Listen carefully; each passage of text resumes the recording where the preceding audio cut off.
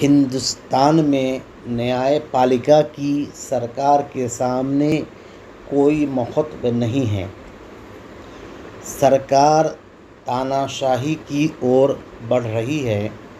न्यायपालिका संविधान के अनुकूल अगर कोई फैसला सुनाती है और वह फैसला सरकार के अनुकूल नहीं होती है तो सरकार ताकत का प्रयोग करके संविधान में तब्दीली कर देती है। लोकतंत्र को हिंदू राज के नाम पर राजतंत्र में बदलने की साजिश रची जा रही है। पब्लिक संस्था को प्राइवेट किया जा रहा है।